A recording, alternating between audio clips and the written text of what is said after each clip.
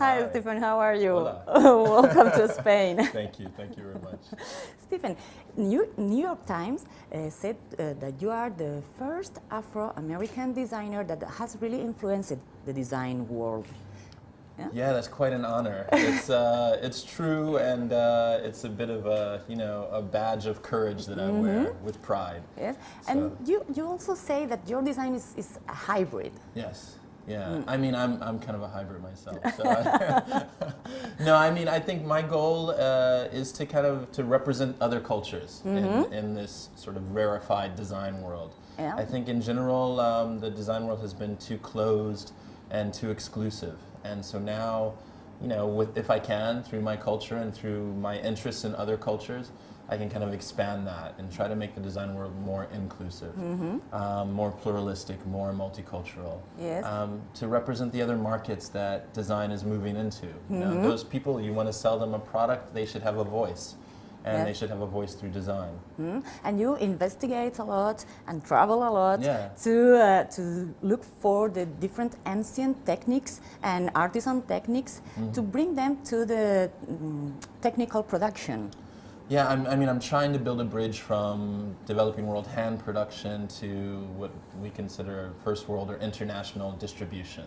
So I'm interested in building microeconomies around handicraft and contemporary design. So maybe I believe that there are ways to utilize the hand in combination with the machine to make a totally new product. Dala is a great example of that. And in a lot of ways extend these craft traditions into the future. So. You are collaborating also with A2 artisans. Yeah, I worked with A2 artisans years ago. They were sort of the beginning for me. We did projects in South Africa, in Peru, and since then I've gone on to work with the Clinton Global Initiative in Haiti. I've worked with the Nature Conservancy in Australia, another developing world country. I'm kidding. Yes. How long do you travel around the world? How many times do you spend traveling and looking for new techniques? Sometimes I'm away half my time, but my man-made project, which is what I'm calling it, is very important to me, and it's my way of really communicating my voice in design. So, and I believe, in terms of the hybrid aspect, I believe the most important people, places, and things in the future have to be hybrid. The designer can no longer be a kind of 20th century model of the singular auteur signing projects, working alone. I believe the 21st century is about collaboration and authenticity and generosity, and so I try to become a conduit through which ideas flow. I share my ideas with the artisans, they share their techniques with me, and we make a completely new product together. Yes, so. And you are also very concerned about recycling. Yeah, I mean, I can't say that everything I do is sustainable, but I mean, where we can, we try to use better materials, right? Materials that are less wasteful, materials that in some way benefit our ecology. So yeah, this is important to me. With Dala, we're using 75% recycled Tetra Pak. Yes, it's incredible. So, yeah, and it's interesting because the combination of the aluminum with the Dedon fiber makes a completely new fiber, which in some ways is more natural. In some ways feels more organic. Because it actually is more organic. It's not a pure, it's I think 15% aluminum. So that gives it a different kind of quality, which in one way feels more human. Yes, this is your first collaboration for Dedon. It is, yeah, but not my last. No, we are sure it will not be your last one. Yeah, so I mean what Dala is about is a kind of improvised seating concept that comes from the inspiration that I've had around the world. We're sitting a little bit lower. Yeah. The word Dala means to take, so all of the products are very light and you can bring them can be easily where you moved want. around. Yeah, I mean there's nothing inside. We're using very light. Very light. We're using an expanded aluminum structure, and we're weaving through the structure. So the surface becomes the structure. We have nothing to hide here. Yes. With Dala, which is part of my strategy as well. So, for the outdoor. How has it been to work for Dedon and for Bobby de Keyser? Because you are very creative and he's also very creative. Absolutely. And it has been, I imagine, an explosion of energy and creativity. Yeah, Bobby's great. Bobby's great. I feel like Bobby has adopted me, actually. You know, I'm Bobby's long-lost son. No, we become good friends. And Dedon, I think, is exemplary in its use of craft, in its use of artisans. I mean, Dedon produces something like 300 pieces of furniture. Yes, I don't remember, but this is amazing. It's really 300 pieces of furniture a day or something, by hand, which is, you know, really amazing. And I didn't realize until I began working with Dedon that they're doing so much by hand, because the products are perfect. Yeah. So you almost have the impression that they're machine made, but they're really handmade. And I think that this is incredible. So for me, they're a model company in terms of sustainability and the kind of man-made objectives. So yeah, absolutely. And Dala was developed as a workshop-based project. So even though I had sketches and I went to the Philippines to work in the factory with sketches, you know, Dedon allowed me to collaborate directly with the artisans. And all of the ideas that I've been telling you about today really came out of that collaboration. I had to be there. I had to work directly with the people. I had to see what they were capable of before I could really create the collection. So. Tell me about the colors you have chosen for this collection. Yeah, the colors are in one way representative of the different aspects of outdoor. So, you know, we have the grass collection here, multiple shades of green. Obviously a reference to all of the green of outdoor. We have fire here, multiple shades of red, which is in one way probably passing more indoor to outdoor, right? And sort of represents the fire pit, the fireplace, etc. And then we have the stone, which is the new colorway, which is more neutral and can really mix with any of the other collections of Dedon. So this is the idea. So they're all references to nature. Yes, all your designs and your products are very colorful, and always I see you are dressed in black or white.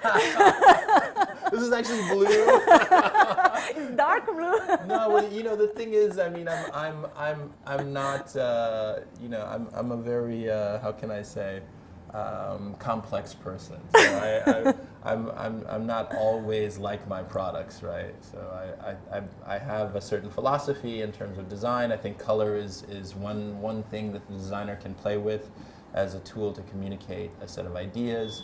But you know, I'm also a modernist. I mean, I'm born and raised in Chicago, and you know, very inspired by Mies van der Rohe, and you know, to me, it's that hybrid, it's that fusion of ideas that makes the world an interesting place. I can't only be, you know, this kind of pop cultural sensation. I'm also capable of, you know, the other side, which is maybe a little more sober, a little more neutral. So, and I think this is what makes it interesting, that balance between both sides. Yes. Yeah. So I'm eager to see your new collection, your new project. It's coming. We're extending the Dala range with accessories, a number of accessories for the outdoor, which I think we need and are excited about. I'm doing some new weaving through the structure, so there's a number of new patterns in terms of the weaving that's coming.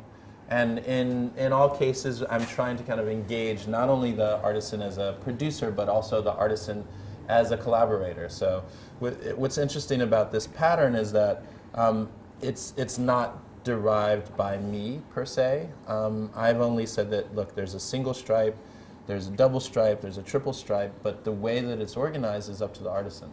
So every single one of these pieces is unique in a sense. They can arrange the single, double, triple. They can organize the pattern, you know, because they're alive, they're people, they think, they have ideas, you know, so we should use those ideas in the best way we can. And that's what man-made's about. Tell me more about your project, Man-Made. I mean, one thing that I think is important to explain is that in terms of my personality having a lot of different aspects, I'm also interested in how man-made can happen outside of the developing world. You know, how we can use hand techniques in you know, the kind of quote-unquote first world. So I'm also doing projects in here in Spain that are about using hand traditions to make contemporary products in a country like Spain. I mean, you have such a rich culture here as well that we can also think about in a similar way, and every other country does as well. So I like to think about the luxury brand Hermes. For me, is the best example of a company that's built through tradition, through handicraft, a kind of art of products that really is at the highest level, but all made by hand in France, for example. So why can't we apply the same strategy to other places in the world? So it's not just about, you know, saving Africa or working in the Philippines, or it can also be about working in Spain and using craft to, you know, build economies in the quote-unquote first world as well. And expanding the cultures, because absolutely, otherwise they will disappear. They can be lost, it's true. And finding new ways, I think, to connect to the next generation, you know? So I think they maybe don't understand design in the same way that we do. So through how we make things, we can explain the importance of design, we can explain the cultural relevance of design, and how the products communicate that is really important. It's about explaining about the history of that product. Absolutely. And the history that is behind of this, and all the way it has been developing this product. And I think that conscious consumers today are looking for more conscious products, you know, products that tell a story, products that are authentic, products that are real, products that have a touch of the hand, you know. So I think it's important that they see and can understand how things are made. And in as much as I can design for that, then I think it makes it more interesting for the consumer. Because the concept of design has changed a lot Radically. since the 80s. Yeah, radically. Yeah. Till now. Absolutely, absolutely, and it's changing even more. So, and I think we have to be open to that as designers. I have no interest in making products like everyone else has made, you know. So, I think it's about finding your own path and finding your own way. Some weeks ago, we were talking with a Spanish designer, and he told us that now design could be. He invented a word. It's called diseño, that is design and innovation. Design and innovation. Yeah. I mean, design should be innovation, right? I mean, we're having ideas, and we all have dreams, and we all have our imagination, and you know, the point of making things is to express that. So, that's what we're doing. Okay, so thank you very much. Thank you. We are waiting for your new product. All right, excellent. Okay. Thanks to you. Okay.